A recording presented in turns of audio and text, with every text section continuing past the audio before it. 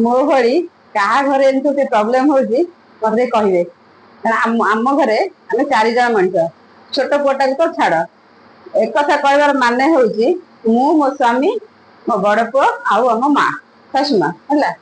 କାହିଁ କହିଲି ଦେଖନ୍ତୁ।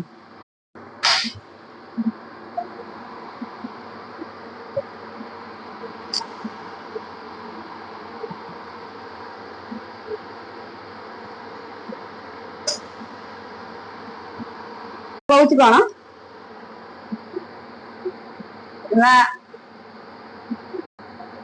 ଶାଶୁଙ୍କର ପସନ୍ଦ ମାନେ ମାଙ୍କର ପସନ୍ଦ ହଉଛି ରୋହିକି ଭାକୁର ଖାଇବେ, ତା ଦେହରେ ପୁଣି ଗରମ ମସଲା ଦିଆ ଫ୍ରାଏ ହେଲା, ଟିକେ ପତଳା ଝୋଳ ହବ, ରାଗ ରାଗ ହବ। ସ୍ୱାମୀକୁ ମାଛ ଏତେ ବିଲକୁଲ ବି ପସନ୍ଦ ନାହିଁ ହେଲା। ତାଙ୍କେ ଖାଇବେ ଅଣ୍ଡା। ଏଇ ଦେଖ ଅଣ୍ଡା ତାଙ୍କର ଚିକେନ ତ ଭଲ କଥା, ନହେଲେ ଅଣ୍ଡା ଫ୍ରାଏ। ଆଉ ମୋର ପସନ୍ଦ ହଉଛି ମାଛର ଆମ୍ବୁଲ ଦିଆ ହେଇଥିବ, ନା ଟମାଟୋ ଦିଆ ହଉ, ଆମ୍ବ ଦିଆ ହଉ, ଯୋଉଟା କି ସୋରିଷ ମସଲା ଝୋଳ ହେଇଥିବ।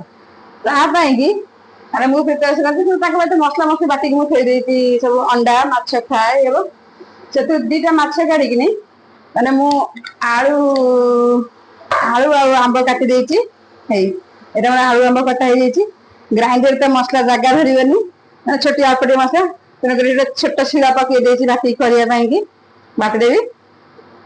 ଆଉ ଏଇଟା ପାଇଁ ହଉଛି ଆମର ହଉଛି ଇଣ୍ଡିଆ ପାକିସ୍ତାନ ଘର ହେଲା। ଆଉ ଆମର କେତେ ଜଣ କିଏ କ୍ଷୀର ଖାଇବେନି, କିଏ ଦହି ଖାଇବେନି। ଆମ ମା ପୁଅଙ୍କର ବେଶୀ ପସନ୍ଦ ହଉଛି କ୍ଷୀର ଦହି। ଏମିତି ଆଉ ଚିକେନ ଫିକେନ ହେଲେ ତ ଚିଙ୍ଗୁଡି ଫିଙ୍ଗୁଡି ସେ ତ ଅଲଗା। ଆଉ ମୋ ଭଳିଆ କିଏ ଏମିତି ପ୍ରୋବ୍ଲେମ ପଡୁଥିଲେ ମତେ କହିବେ ତ। ରହୁଛି।